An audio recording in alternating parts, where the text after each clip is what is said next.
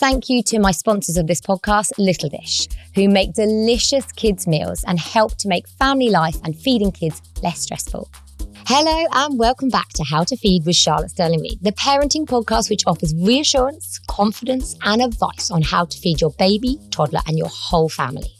Before we get things underway, I just wanted to take time to give a big thank you to our podcast sponsors at Little Dish. Thank you so much for sponsoring this podcast. Thank you for supporting me and thank you for hosting it at your own headquarters. For those of you who want a little more advice on the topic of food refusal, this is the episode for you.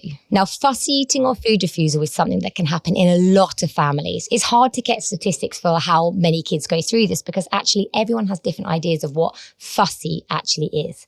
However, I work with parents every single day who deal with food refusal in some form or another. And I know firsthand that is very, very normal. The reason or reasons why this happens are numerous. Some of the ideas are that A, after 1 year of age, children's growth rate actually slows, so they need less food. Number 2, between 1 and 3 years of age, something called neophobia actually kicks in, which is essentially where children have a bit of a fear of new food and they're a little bit more wary about what they put in their mouth. This is thought to be a bit of a survival mechanism to help make sure that children stay a little bit alert and are a little bit more cautious about what they're actually eating. Number 3, children start to want their own independence and often eating is something that they find that they can control a little bit more of. These are just some of the reasons. There are many, many more reasons why fussy eating starts and many, many more reasons why food refusal happens. But one of the important things to know is that appetites up and down are completely normal for babies and toddlers. And I'd even go as far as to say we should expect up and down in our children's appetites. It's really very normal. So if any of you take anything away from this podcast, I do want you to remember that. Also, try to remember 2 key things as well. Persistence and consistency really do pay off when it comes to helping and reducing food refusal. Trying to be really persistent with how you react and what your approaches are and being really consistent with that at the same time. Trying to make sure that everybody else around your little ones are trying to deal with it in the same way can really, really be helpful. And sometimes it takes quite a lot of time to nip it in the bud. But the most important thing to remember of all is that as a parent, you are not alone. There are so many parents right now who are going through food refusal, who are struggling, who are not knowing where to turn. So you're not alone. It's completely normal. And also it's something that we should expect will happen with many children. So what I'd like to do now is I'm going to take some time to answer some of your questions when it comes to fussy eating, because there's so many questions that I get in my inbox really frequently. And I want to make sure I can answer some of the really classic ones that I get every single day. Here goes. Hey Charlotte, my little one ate really well during weaning, but now is refusing all his meals. What do I do? As I mentioned earlier, this often happens because actually after about 1 year of age, growth rate starts to slow. And so appetites can take a big dip. Also, this is often the stage where neophobia, a fear of new food or a fear of unfamiliar food can kick in. So for those reasons, it's really normal. And it's actually something we would expect to start to happen. So the main thing I would advise to parents is please try not to worry about it. What I really try and discourage parents from doing is hitting this fussy phase and all of a sudden trying to change lots of things up. So for example, they might change how they feed their little one, what they feed their little one, where they feed their little one to try and make the fussy eating or the food refusal go away. But actually all this does is can add some confusion to an already perfectly well set up environment that a little one is eating in. So I'd say to you, try not to change up what you're doing. Try keeping on offering similar foods that you were offering before. Keep the mealtime the same, keep the environment the same as much as you can. Quite often these phases are literally just that, little phases that we just want children to get through and get over to the other side.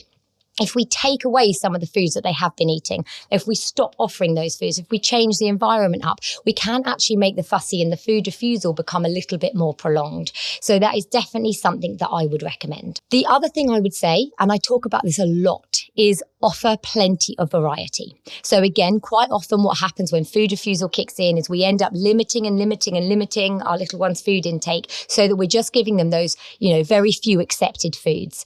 But actually, if we try and do the opposite, opposite and just keep that variety up, keep offering foods that they've eaten before. What we do is we help to ensure that that familiarity stays, that children will still be familiar with and accept more of a wide variety of food, so that when you do hopefully come out the other side of that phase, they're still eating plenty of variety. If we restrict their foods to say 5 or 10 different options or 10 different meals that they're likely to eat, then actually you're going to have a bit more trouble trying to get them to broaden that out a bit later on.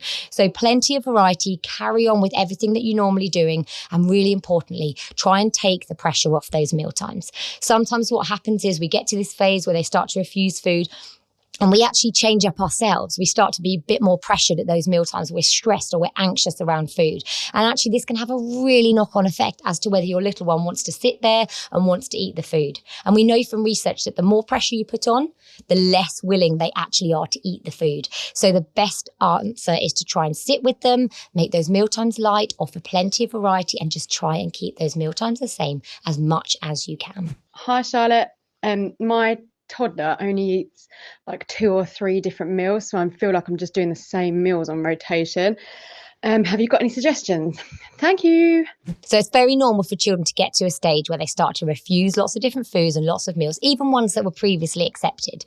So completely normal, completely expected. What we want to do is keep on offering plenty of variety. So the more variety, let's say, for example, if children are exposed to only 15 foods, well, actually, if they start to reduce the number of those that they will accept, they might end up eating only 10 or maybe 5. Whereas actually, if we keep that really broad and we're always trying to add variety into their diet all the time by bringing out new foods, even if those foods are ones that they're not likely to accept or try, we're still building plenty of familiarity with that. And on that note, I talk about familiarity with food all the time because we know from research that the more children become familiar with food, the more likely they are to accept it. And if they accept it, the more likely they are to try it and eat it eventually. So that familiarity is key. But you know what? We don't have to only get children to eat it to build that familiarity. They can become familiar by reading books about food, by going to the supermarket and popping it in the trolley, by helping you to prepare food, by serving food, by watching you eat food, or even by doing things like arts and crafts with food. So the more you can keep up that variety by bringing food into children's lives day to day in lots of varied ways. Try and make it fun as much as you can as well, because that's more likely that they're going to be engaged with the food and maybe want to try it. And the other thing to add, and I say this all the time, is try not to put pressure on them to eat up those foods. It's really easy to do, and many of us, including myself, do often put pressure on children to say, just give it a try. But actually the best thing to do is just try and engage them in the food, offer plenty of variety, allow them to see it in front of them, play with it, engage with it in other ways, and just try and take that pressure right down so that the pressure to eat is actually quite minimal. The other thing that you can do is if you're trying something new that you're not sure whether your little one's going to accept, you can offer a really small amount of the new food with something that they already accept and that they'll already readily enjoy. This way, it takes the pressure off, it keeps it low so it's not overwhelming that we're not expecting them to eat a huge amount, but it still helps to expose them to it. And if you try and do it with pressure-free, so nice and gently, not telling them they have to eat it, after a while you might see that they're a bit more willing to explore and try that brand new food. Hi Charlotte, our family meal times are starting to become really stressful because of food refusal. Do you have any advice on how I can make them more enjoyable? By the way, I love the podcast. Thanks for everything. So one of the things I love to talk about is trying to make the mealtime environment fun and enjoyable. And the way I see it is if your little one does not want to be at the table, you're going to have a real challenge on your hands when you're trying to actually get them to eat food. If you don't want to be somewhere, you're not going to want to sit there and enjoy a meal. So I try and encourage parents to think about, and this is going to vary from family to family of what actually works, but I try and get parents to think about what can you do to help your little one to want to be at the table. And this really is the key thing, because if we can forget about the food for a minute, and if we can try and think about the environment and what's going on, we can try and encourage children to sit down and actually want to be a part of our mealtime. That is the first step. So if we can get them to want to be there, and this might be by playing a little game before you sit down, this might be by having a really strict routine about what happens before the mealtime so that when we sit down, we all know what's happening. It might be you being a part of that meal. It might be getting them involved by serving. It might be things like a brand new tablecloth or a brand new cup that you've offered them for their mealtime. Or it might be something like just taking down the pressure of that mealtime. Taking a step back and thinking, how can I make this environment more inclusive? How can I make my little one want to be a part of it?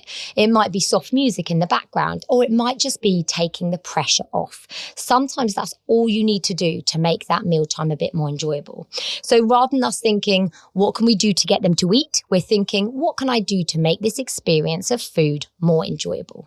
And then we forget about them eating and we think about enjoying the time together.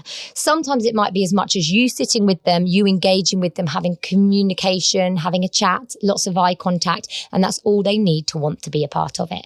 So for anyone who's feeling like the meal times have become stressful, I urge you to take a bit of a step back, have a look at what's going on and think, how can I make this more of a pleasant environment for me and for my little one? Hi Charlotte, I can only seem to get my baby to eat vegetables if it's hidden in the food. Is that okay? So this is very, very common. There are so many parents who do add veg to babies' foods by hiding it a little bit in their food, and that's okay to do. There's also lots of influencers and chefs out there who create really brilliant meals which have hidden veggies in them.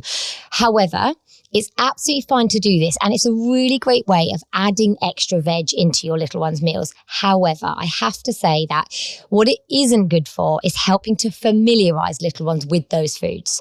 So if you're wanting them to accept those foods in the long run, and to eat those foods as they are, and to eat foods that aren't hidden, it's really important to try and expose babies and toddlers to these foods in their whole form as well. Because what we know from research is that familiarization is what leads to acceptance of those foods. And I know I talk about this all the time, but it's really key. The more they see the food, the more they touch it, the more they see other people eating it, the more they are aware of the color and what it looks like, and maybe even where it comes from, they're more likely to actually accept it in the long term. So yes, please, by all means, do hide veg in things like pancakes or pasta sauces. It's a really great way of adding plenty of extras into that dish. But if you can, at the same time, try and add some of those foods alongside the meal as well, so that your little one is exposed to the food in its whole form. Even if that means you eating it or cooking with it or getting them to buy it from the supermarket or doing some art with it at the same time, it's really important to try and expose them to the veggies in their whole form at the same time. Hi Charlotte, my question is around snacks. My kids ask for snacks all the time and then they won't eat their main meals. What's your advice on this? Okay, so another super common question that I probably have in my inbox every single day, and actually one that I struggle with myself. My daughter Ada is a massive snacker. She would snack and graze all day if she could. She has very little appetite. She doesn't really like large meals, so if it were up to her, she would just graze all day long. And I have to say I really struggle with this. Having a son who doesn't do that and does the exact opposite. He loves his big meals, and snacks don't really do much for him. They're really, really different children. And if you do have someone who's a snacker, I know full well that it can be very, very challenging. I definitely think I've got into habits with my daughter where we're out and about and I use snacks to kind of get through the day or on to the next thing. So it can be quite tricky, and I'm very much there with you. However, I know that some things that can really help, for example, is having a really nice routine and structure around their meal times. So this doesn't mean that you have to offer food at exactly the same time every day, but what it does mean is that having that structure where you've got something similar to a breakfast, lunch and dinner with maybe a couple of snacks in between can be really helpful. And the reason this can be helpful is because young children like routine. They like to know when things are coming, and this can help them with their appetite and help them to understand their appetite and things like signs of hunger and fullness. And this really only comes from having that nice routine around food.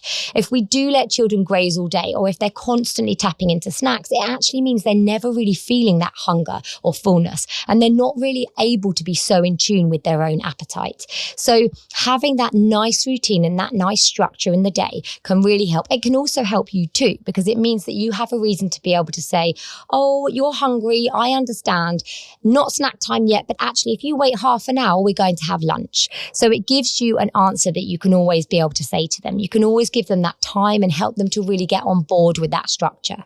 Now, I'm not going to say that kids aren't going to have a meltdown or a tantrum when you say no to the snacks, especially initially, but actually they will get used to it. And children are quite creatures of habit. So once they get used to the fact that actually, no, we only have food at certain times and maybe even at certain places. So maybe that when we do have our snacks or our lunch, we are sitting in a food environment. So at a table or somewhere that we can eat in our house. That can also help too, because it can help to maybe make sure there's minimum distractions and give children a real focus so that they can mindfully eat their dinner, their lunch or their snacks.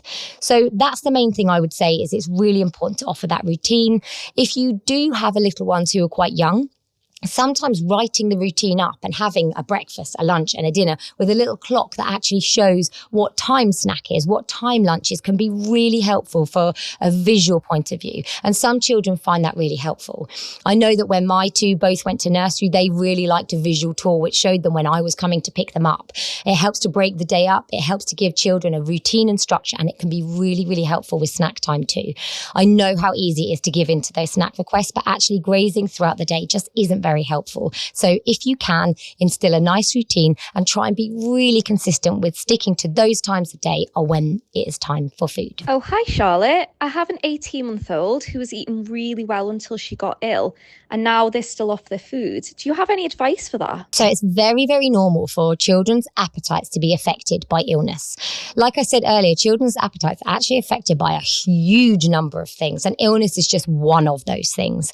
But actually it can have a really knock-on effect, not just at the period of illness, but afterwards as well. The main thing I would say is that if your little one is really unwell, give them their time to get better. And as soon as they are a bit better, try and really get that routine back into gear. So for example, we don't want to skip meal times all the time, or we don't want to skip meal times for a long time, because that structure is really important for their day. And that structure is really important for their appetite cues and knowing when to expect food coming. What you might want to do in times of illness is give them a few more of those foods that are a little bit more comforting, that are a little bit more easy, that are a little bit more accepted by them. So it might be things like yogurt or breadsticks. It might be things like toast, or it might be things like smoothies. So it's absolutely fine to tap into that when they are unwell and they're not really got much of an appetite. Trying to get some nutrients into them via the foods that they're actually likely to eat is absolutely fine. However, again, as with the routine, it's really important to try and gently keep exploring and making sure that you're not only offering those foods, because as I say all the time, familiarity is what's key. And if we stop some of those foods, especially during the tricky toddler years, being so familiar to little ones, they can end up honing in on just a few foods that they will accept. So it's really important to keep gradually offering more and more foods as their appetite builds over time. We don't want to put pressure on them eating those, absolutely not. But we do want to gently be reintroducing all those foods that are part of their balanced, varied diet that you generally offer. So try and go gently with them. Allow them to eat to appetite when they're not feeling very well, but gradually try and build back those routines and gradually try and build back that variety of food that they had before they were unwell. And don't worry if it takes a lot of time. It can take a few weeks, but if you are concerned at all, make sure you go and check it out with your doctor. Hi, Charlotte. My 2-year-old was offered cake the other day at nursery. That's something we've always been able to avoid at home, and now she's asking for it every day. What should I do? So a lot of parents come to me with concerns around what their little ones are eating at nursery, what they're being offered at nursery. And the main thing I would say here is, if you can, try and communicate with the nursery staff. Try and have a conversation with them about what's going on, what's in the food, what's being offered, what's the environment like, how do meal times go? Is there pressure to eat, or are they just left to their own devices? I always find it's so important to get a bit more context about what's going on at that nursery. You never know, but that cake might be a cake that actually is made made with no added sugar and has plenty of veggies or fruits added into it. So do have a check and just see what's going on. Now, it's really common for children to then come home if they're experiencing a new food or a new routine or a new way of eating and want to kind of try and emulate that a little bit at home. But the main thing I would say, and I say this to parents all the time who maybe don't always have complete control about what children are eating outside of the home, and that is that what matters the most is what your little one is eating day to day, is what you're role modeling at home, is the variety they experience when they are with you. That's what really matters. So try not to worry too much about what they're having at nursery on the odd day here and there. Their childcare is always going to change. You know, over the years, they're going to be in different childcare settings. They're going to be at school. They're going to have different exposures, different friends, maybe different babysitters looking after them. And that's likely to change over time. But the one thing that's likely to not change is what you do at home. So that is the experience that really matters. So try not to worry too much about other people feeding your children and being really concerned about what's on offer. Just try and think at home, this is what we do. And just like I said on other questions, stick to that similar routine. So when your little one asks, oh, we're not going to be having cake today, but you might be having it tomorrow at nursery. Or you might say, oh, that's not what's on the menu today for our snack. We're going to be having X and Y instead. So try and hold your grounds, stick with your barriers, keep doing what you do. Don't feel like you need to add cake to the menu just because that's what they're asking for, just because that's what they experience elsewhere. Children quite easily get used to a routine in different environments. So they'll have their routine and their types of foods they eat at nursery, and they'll have their routine and the types of foods that they eat with you at home. And that's okay, because what you're doing at home is really what's going to matter in the long run. Conversely, I often get lots of families come to me saying that their little one eats really well at nursery, but not so well at home. And this is really, really common and really, really understandable if you think about it. At nursery, they have a really strict routine around when they offer food to your little one. So they know when to expect meal times. They also tend to avoid distractions by having clear away time before that mealtime starts. They've also often got lots of little role models who are sitting and eating with them. They also often don't offer any alternatives. And also the staff often eat with them, but aren't really over them, watching them or asking them or putting pressure on them to eat that food. So there's lots of reasons why at nursery children are likely to eat a little bit better. Sometimes it's about taking a step back and having a look at what happens at nursery and seeing if some of those things we can do in our own home, like not putting pressure on, not offering alternatives, having a look at the routine and the environment that's going on, and also being a role model and sitting and eating with your little one too, because that can really help. So what should we do about all of these troubles? How can we help ensure that they become just short phases rather than prolonged food refusal? I'm going to share with you now some of my absolute top tips. Number 1. Try and be a bit of a fly on the wall at mealtimes.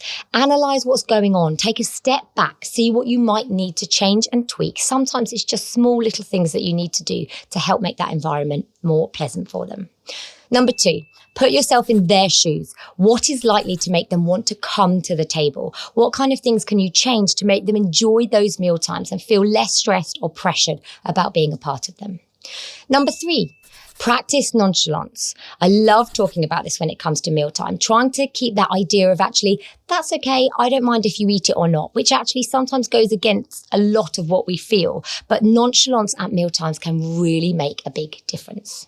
Number 4, try family-style meals. So this means things like family-style buffets and having Mediterranean spreads that you all can help yourself to. It allows your little one to have a little bit more autonomy over what they're eating. Number 5, avoid offering alternatives. Try and make sure you're not offering alternatives at mealtimes because it can end up restricting the foods that they will eat in the long run.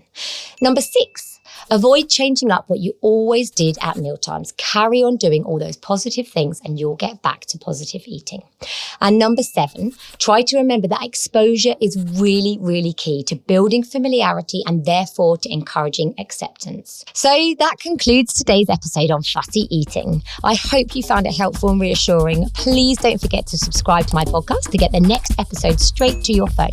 And remember to tune in next week when we are joined by a great friend of mine and an amazing expert in her own field. You will not want to miss it. Thank you so much and see you then. Thank you to my sponsors of this podcast, Little Dish, who make delicious kids' meals and help to make family life and feeding kids less stressful.